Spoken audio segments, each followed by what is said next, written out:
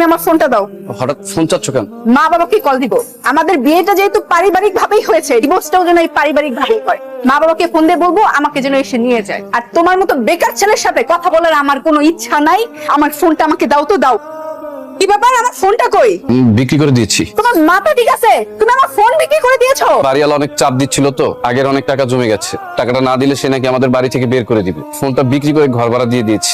অভাবের স্বভাব নষ্ট করে অনেক আগে তো নিজের ফোনটা বিক্রি করেছো। এই তুমি আইফোনের মূল্য বুঝো? হ্যাঁ, চালাও তো 1000 টাকার ফোন।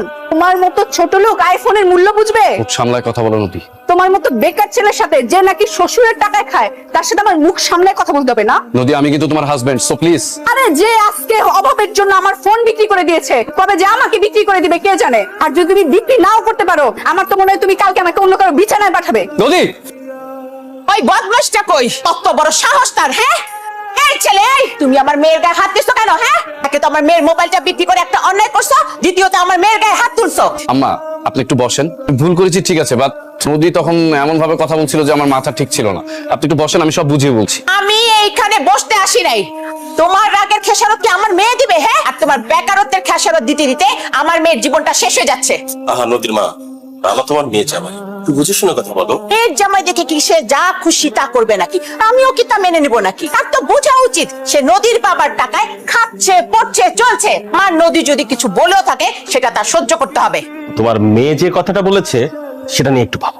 আমার মেয়ে তো ঠিকই বলছে। আজকে আমার মেয়ের মোবাইল বিক্রি করে দিছে, দুদিন পর যে আমার মেয়েকে বিক্রি করে দিবে না তার কি গ্যারান্টি আছে? হ্যাঁ, তুমি যে এত বড় বড় কথা বলতেছো, তুমি তো বিয়ের আগে বলছিলা ছেলে খুব ভালো, হীরার টুকরা ছেলে। এই তোমার ভালো ছেলে, এই তোমার হীরার টুকরা ছেলে আজকে আমার মেয়ের গায়ে হাত তুলছে। আহা, সংসার জীবনে একটু একটু ঝামেলা বাঁধেই, তোমার আর আমার মধ্যে বাঁধে নাই। কিন্তু তুমি তো বেকার ছিলা না। তোমার এই হীরার টুকরা জামাইয়ের জন্য তোমার ছোট মেয়ের ভবিষ্যৎটা যে নষ্ট হচ্ছে সেটা কি তুমি বুঝতে পারছো? পারছো না তো, আর পারবেও না। কারণ তোমরা পুরুষরাই আধ্যাত্মিক জগতে চলো, বাস্তবতা কি সেটা আমরা মহিলারাই ভালো বুঝি। শোনো রানা, তোমার সাথে আমি আর কথা বাড়াতে চাই না। যে ছেলে 5 মাসে একটা চাকরি জোগাড় করতে পারে না, তার যোগ্যতা সম্পর্কে আমার যাচাই করা হয়ে গেছে। তোমার মতন অকর্মা ঢেকির কাছে আমি আমার মেয়েকে রাখবো না। অযথা ঝামেলা বাড়ি। আমি মোটেও ঝামেলা বাড়াচ্ছি না। আমি নদীকে নিয়ে যাচ্ছি, সময় মতন ডিভোর্স লেটারটা হাতে পেয়ে যাবা। এই নদী, চল তোমার চল।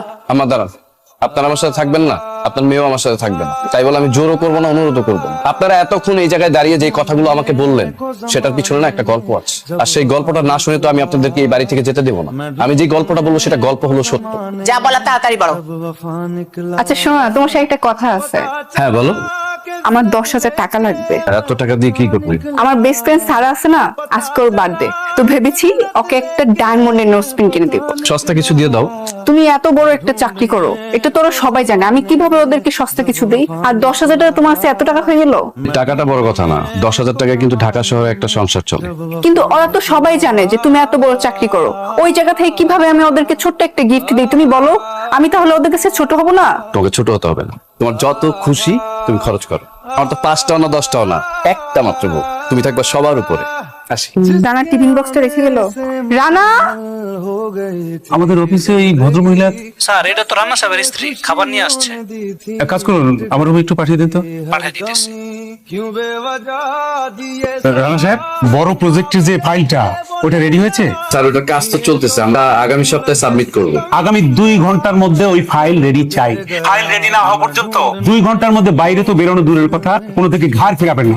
আসলে সকালে রানা ভুলে টিফিন বক্সটা বাড়িতে ফেলে এসেছিল, তো আমি দিকে একটা কাজে এসেছিলাম, তাই ভাবলাম যে এটা এখানে দিয়ে যায়। লাঞ্চটা রেখে যান, আমি আজকে খেয়ে আপনাকে মার্কিং করে দেব। মার্কিং করবেন মানে? আপনার হাতের রান্না কেমন সেই মার্কিং। তা আমি তাহলে এটাকে এখানে রেখে যাই, আপনারা দুজন অবশ্যই একসাথে খাবেন, ঠিক আছে? আজকে তাহলে উঠি। আরে বসুন বসুন, এখনো তো আপনার সাথে আমার পরিচয়টাই হলো না ঠিকঠাক। আমি আজকে একটু বিজি, আমার একটা পার্টির ইনভাইটেশন আছে, তো আমাকে ওইখানে অ্যাটেন্ড করতে হবে। যাওয়ার আগে আমার কিঞ্চিত উপকার করুন প্লিজ। এই শাড়িগুলো একটু দেখবেন, দেখে বলবেন যে কেমন হয়েছে।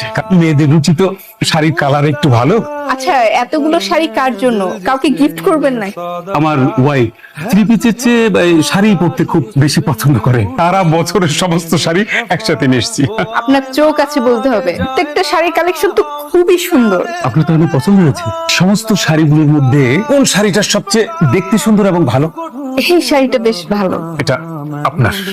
এটা আমার মানে এই সব শাড়ি তো ম্যাডামের জন্য। তাতে কি হয়েছে? আপনি আমার অফিসে প্রথম এসেছেন, যে কারণে একটা উপহার তো আপনার একেবারে পাওনাই হয়ে গেছে। এটা নিয়ে আমাকে ধন্য করুন। অফার করার জন্য থ্যাঙ্কস, কিন্তু আমি এই শাড়িগুলো তো নিতে পারবো না। কিন্তু না নিলে যে আমি অপমানিত বোধ করব। প্লিজ প্লিজ প্লিজ নিন না, প্লিজ প্লিজ। আচ্ছা ঠিক আছে, আমি শাড়িটা নিচ্ছি, কিন্তু আপনি অবশ্যই একদিন আমার বাসায় আসবেন, আপনার দাওয়াত রইলো। এসে অবশ্যই চা খেয়ে যাবেন, ঠিক আছে? গ্রহণ করলাম, শীঘ্রই আসবো। অবশ্যই। আজকে আমি উঠি, ঠিক আছে? আসসালামু আলাইকুম।